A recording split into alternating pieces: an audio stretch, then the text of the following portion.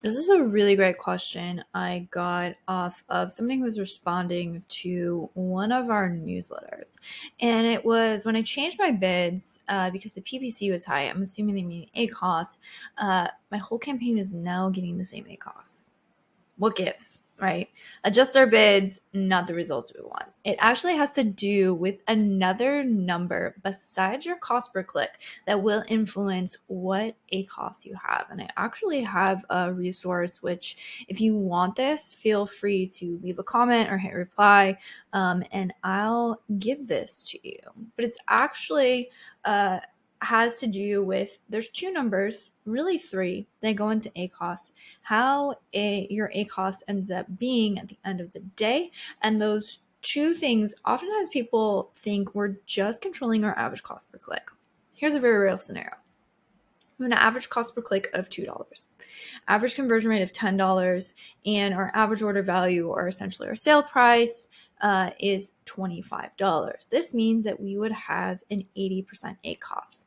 Not great for most people, right? And so this average conversion rate is the thing that most sellers or a lot of Amazon advertisers will ignore when making the adjustments. So what the average conversion rate actually tells you, or what it influences, is how many clicks on average it takes you to generate one order. And then at the end of the day, your average order value, or again, your sale price, determines how much you make at the end of the day. So because our ad spend can be calculated as our average cost per click multiplied by how many clicks it takes us to generate a sale, if we lower our bid and lower the cost per click, but that lower bid changes which shoppers see our ad, and then in turn that lowers our conversion rate, that is a very real scenario in which you could go about and do the right things in terms of bid adjustments, but it's not going to work out the way that you want it to. And I'm going to show you what that looks like in real time. And so what this tool actually does is it allows you to put in your average cost per click, you put in your average, now this is ad conversion rate, you put in your average order value or your sale price, and then it's going to tell you obviously what your current ACoS or what your ROAS is. Now, here's where this comes into play. You can input your target ACoS. So in this case, we say we want to get from an 80% ACoS to a 50% ACoS. Maybe we want to get it lower than that, but that's where we're going to start, right?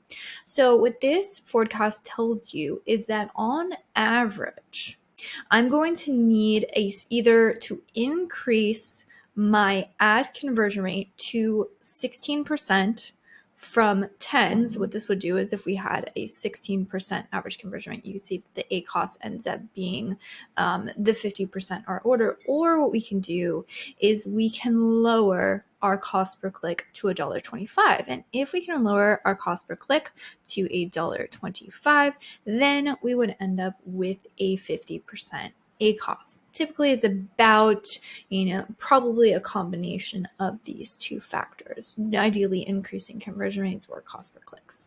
Now, increasing your ad conversion rate, there's really two ways to go about that. Primarily, there's other more advanced tweakings, but ideally there's really two scenarios. One in which you target keywords that have a higher conversion rate. You put more of your budget towards the things that are converting well for your products. That's just good practice in general. However, if you're looking at a single keyword, you're saying, I'm not going to change which keywords I'm going after, I'm simply going to be advertising on this one specific keyword, then the function that helps you increase that ad conversion rate is really just increasing the conversion rate of the product in general, which goes into things like listing optimization, deal optimization, so things like price, coupons, etc. Those things are outside of the realm of Amazon advertising. And so what you're left with at the end of the day, again, if you're not optimizing the listing and that's not something that you really have control over, you want to go through and you optimize your bids, which then influence lowering your cost per click. So that's what you were saying that you were doing, which again is good practice. But the factor that's causing sort of that either ACoS to remain the same or to be higher in some instances is if there is a decrease in this average conversion rate. So say we decrease this bid. We went all the way from we went all the way from $2 to $1.25.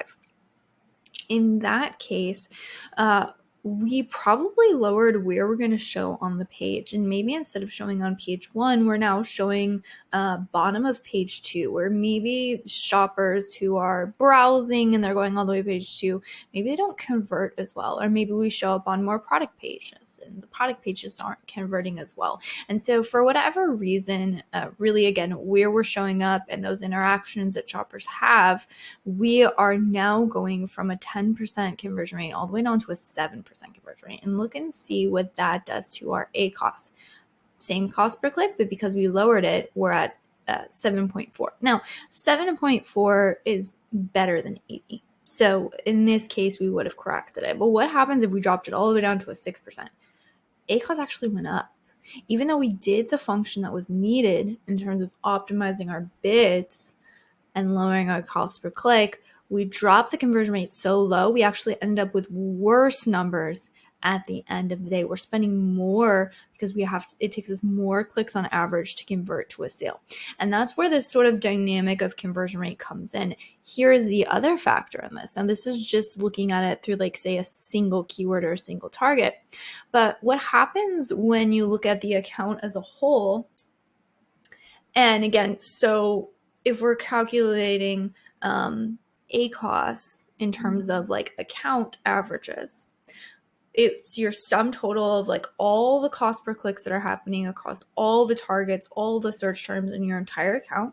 It is the average of all of the conversion rates happening across your entire account, all the search terms, all the keywords, everything you're targeting on.